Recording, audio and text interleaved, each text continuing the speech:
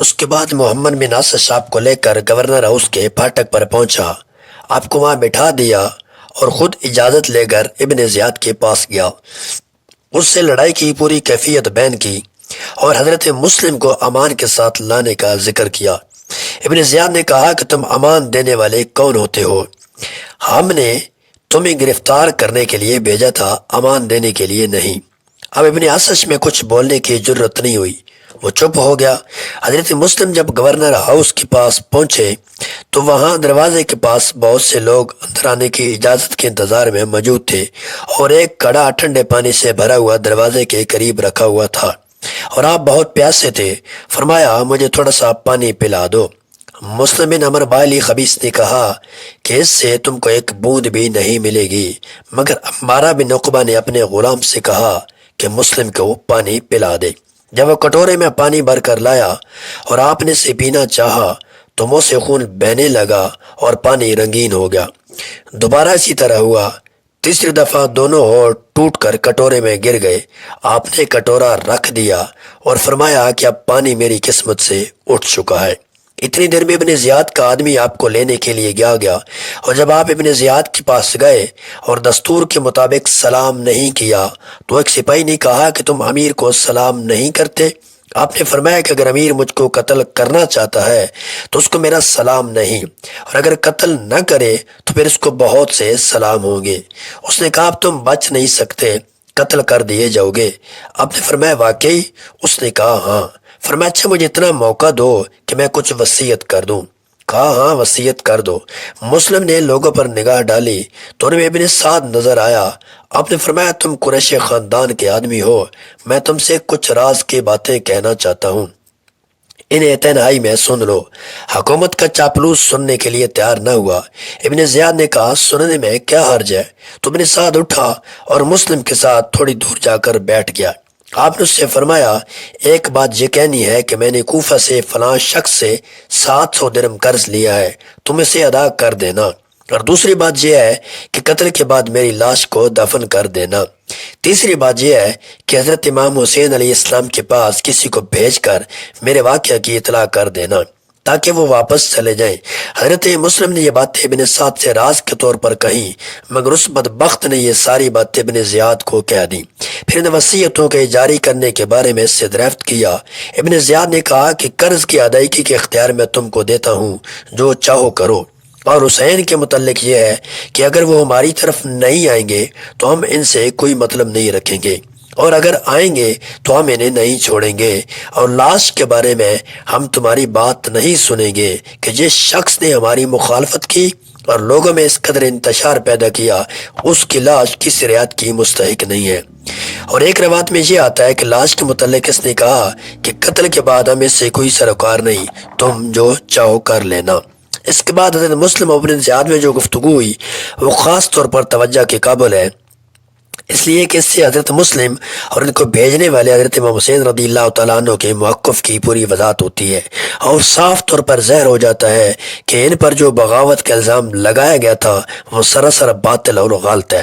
وصیت کے مطابق ابن سعد کو جواب دینے کے بعد ابن زیاد نے حضرت مسلم سے کہا ابن عقیل سب لوگ یہاں متحد ہو کر امن کے ساتھ رہتے ہیں اور سب یک زبان تھے، تم یہاں اس لیے آئے تھے کہ لوگوں کو پریشان کرو، ان میں تفرقہ ڈالو اور آپس میں فساد کرو تاکہ ایک جماعت دوسری جماعت پر حملہ کرے اور خون ریزی ہو۔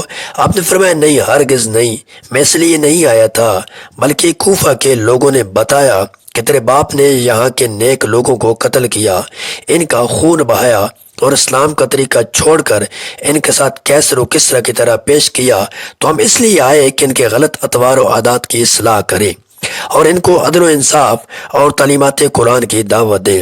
ابن زیاد خبیث نے کہا او بدکار، تو اور تیرا یہ دعویٰ جب تو مدینے میں شراب پیا کرتا تھا تب تجھے عدل و انصاف اور تعلیمات قرآن کا خیال نہ آیا؟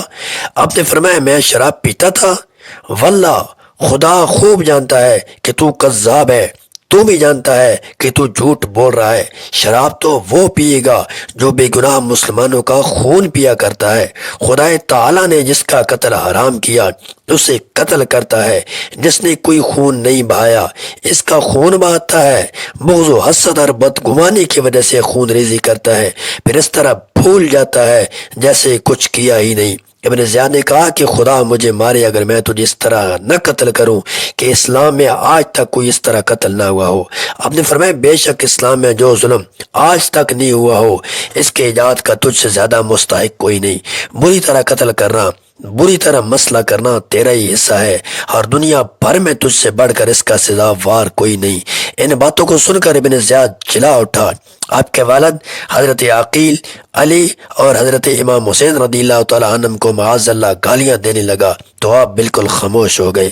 اب ظالم ابن زیاد نے حکم دیا کسی محل کی چھت پر لے جاؤ اور بری طرح قتل کرنے کے بعد سر کو دڑ کے ساتھ نیچے گرا دو تاکہ ہڈیاں چکنا چور ہو جائیں۔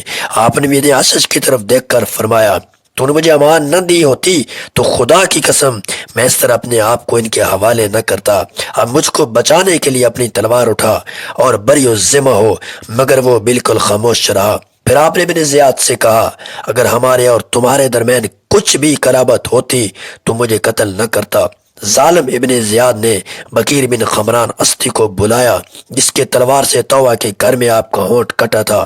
جب وہ آیا تو ابن زیاد نے حکم دیا کہ کوٹے پر لے جا کر اس کا سر قلم کر دو۔